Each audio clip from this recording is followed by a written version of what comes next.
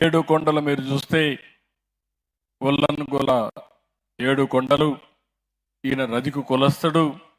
ఈయన్ని కూడా చూశాను. మొత్తం ఈయనకి ఒక కొడుకున్నాడు, సురేష్ ఉన్నాడు. అతను ఎలక్ట్రీషియన్గా పనిచేస్తాడు. ఇటీవల ఒక దీంట్లో కాలు కూడా దెబ్బతినింది. పార్టీ కోసం త్యాగం చేస్తూ ఆ కాలు కూడా దెబ్బతినే పరిస్థితికి వచ్చాడు. గొడవలు పెట్టుకున్నప్పుడు కావాలని పెట్టుకొని. అదే సమయంలో భార్య అంజలి ఉంది. 2 చిన్నపిల్లలు ఉన్నారు. ఒకైతే మోక్షిత్ ఒకడు, ఇంకొకను మోక్షజ్ఞాని. 2 పిల్లలు. 2 పిల్లలకు కూడా మళ్ళీ నందమూరి బాలకృష్ణ గారు కొడుకు పేరే పెట్టుకునే పరిస్థితికి వచ్చారు. ఏదో ఒక విధంగా డైరెక్ట్గా ఇండైరెక్ట్గా అది వాళ్ళకు ఉండే అభిమానం పార్టీ పైన. అందుకే నేను చూశాను, మెయిన్ రోడ్లోనే ఇల్లు ఉంది, వాళ్ళ ఇంట్లోనే కాఫీ చేశా. ఇప్పుడు ఎప్పుడూ చెప్పేవాడిని, కాఫీ పెట్టడం కష్టం కాదు. ఒకవేళ ఆడవాళ్ళు ఎక్కడన్నా ఆర్థికంగా పైకి పోయి పని చేసుకొని వస్తే మగవాళ్ళు కాఫీ పెట్టి భార్యాభర్త కలిసి తాగే పరిస్థితి వస్తుందని ఎన్నోసార్లు చెప్పాను. అందుకే మీరు చూస్తే దీపం 1 కింద మీకు గ్యాస్ కనెక్షన్లు ఇచ్చా. మీరు మర్చిపోయారు. అప్పుడప్పుడు మీరు మర్చిపోయి ఓటు వేస్తారు. దానివల్ల ఇబ్బందులు వస్తాయి. మళ్ళా వచ్చిన తర్వాత 5 ఏళ్ళు నష్టం జరిగిన తర్వాత నష్టాన్ని భర్తీ చేయమని మళ్ళా అందరూ ఎన్నుకుంటారు. నేను మళ్ళీ గాడి దప్పిన పరిపాలన ఘాట్లో పెట్టి మళ్ళీ అన్నీ బాగా చేస్తే ఎవరన్నా చేయగలుగుతారని మళ్ళీ ఆలోచించి మీరు ఒకసారి నేను గుర్తు చేస్తానే ఏముండాలి. లేకపోతే మీరు కూడా ఇంకో పక్క వెళ్ళిపోయే పరిస్థితి వస్తారు. లేకపోతే మొదటి నుంచి కానీ 2004లో కానీ మనం గెలుస్తుంటే ఈరోజు రాష్ట్రం ఎక్కడుండేదో మీరందరూ కూడా గుర్తుపెట్టుకోవాల్సిన అవసరం ఉంది. ఏది ఏమైనా ఇప్పుడు నా బాధ్యత కింద ఇల్లు చూశాను. రెండోది మళ్ళీ ఈసారి ఆలోచించాను. మా ఆడబిడ్డలు చాలామంది గ్యాస్ కూడా కొనలేక ధరలు పెరిగిపోయి మీరు గ్యాస్ మానేసి మళ్ళా కట్టెలు పోయిపోయే పరిస్థితికి వచ్చారు.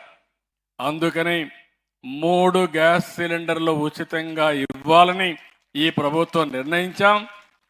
మళ్ళీ మిమ్మల్ని అందరినీ కట్టెల పొయ్యికి పోకుండా గ్యాస్ ద్వారా వంట చేసే పరిస్థితి తీసుకొస్తున్నాం. అందుకే చేద్దామని చెప్పి చూశాను. చాలా సులభంగా నేనే కాఫీ పెట్టగలిగా. ఆయనకిచ్చా, ఆయన కొడుక్కిచ్చా, అదే మరి కోడలకు గుడిచి అందరం కలిసి కాఫీ తాగేసి వచ్చాం. అదొక అనుభూతి. చేసిన పనికి ఒకసారి తృప్తి కూడా. ఎందుకంటే నేను ఎప్పుడూ ఒకటి ఆలోచిస్తున్నా, నేను ఎప్పుడూ దూరదృష్టితో ఆలోచించి ఏ కుటుంబానికి కూడా ఇబ్బంది లేకుండా చేయాలని చెప్పి ఆలోచిస్తున్నాం. వాళ్ళ కుటుంబం చూసిన తర్వాత ఇల్లు చాలా వరకు రిపేర్లు ఉంది. అంతా ఎక్కడ చూసినా కూడా వర్షం వస్తే మొత్తం కూడా తడిచిపోయే పరిస్థితి వచ్చింది. అందుకే అది ఆలోచించాను. కష్టపడే కుటుంబం.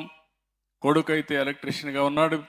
ఆయనైతే సైకిల్ షాప్ పెట్టుకొని అక్కడంతా కూడా సైకిల్ షాప్కి రిపేర్ చేసే పరిస్థితికి వచ్చాడు. ఆయనకి మెషిన్ కావాలంటే ఒక 60,000 అవుతుందంటే ఇమ్మీడియట్గా కొనిమ్మని చెప్పి కలెక్టర్కి ఆదేశాలు ఇచ్చారు. ఇమ్మీడియట్గా మెషిన్ ఇస్తారు. అదే మాదిరిగా ఆయనకి దగ్గర ఒక ఇల్లు కూడా 2,50,000 రూపాయలు ఇల్లు శాంక్షన్ చేసి ఊర్లో ఉండడం అందరూ చెప్పాను. అవసరమైతే పార్టీ కూడా ఇస్తాం. ఒక 5-6 లక్షలైనా మంచి ఇల్లు కట్టించి పార్టీకి పనిచేసిన దానికి గుర్తింపు ఇవ్వడానికి ముందుకు పోతున్నామని చెప్పి కూడా నేను మీకు తెలియజేస్తున్నా. ఆయనకు అవసరమైనప్పుడు ఆ ఇంటికి ఏదైనా ఇంకొక 2-3 లక్షలు అయితే పార్టీనే ఇస్తాం. ఎందుకంటే ఈరోజు పార్టీని నమ్ముకొని 90 లక్షల మంది మెంబర్స్ అయ్యారు. తెలుగుదేశం పార్టీ జెండా మోశారు, కష్టపడ్డారు. ఎప్పుడు కూడా ప్రజాస్వామ్యంలో ప్రభుత్వం రావాలంటే పార్టీ కార్యకర్తలు పనిచేయాలి. పార్టీ సిద్ధాంతాలు ఎప్పటికప్పుడు ప్రజలకు చెప్పాలి.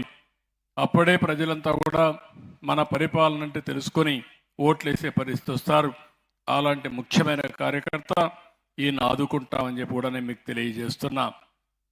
ఇంకో పక్కన ఇక్కడ 2 కుటుంబాలను చూస్తున్నాం. షేక్ రేణుక, ఆ అమ్మాయి జీవితం దూదేకల కులం, 37 సంవత్సరాలు. భర్త హార్ట్ అటాక్తో చనిపోయాడు. ఇప్పుడే చెప్తా ఉంటే బాధేస్తుంది. నిద్రపోతూ ఉంటే ఈవిడ పిల్లల పక్కన పడుకొని ఉంటే నిద్ర లేచి చూస్తే భర్త హార్ట్ అటాక్ వచ్చి రాత్రి చనిపోయే పరిస్థితికి వచ్చాడు. అంటే జీవితం ఒకసారి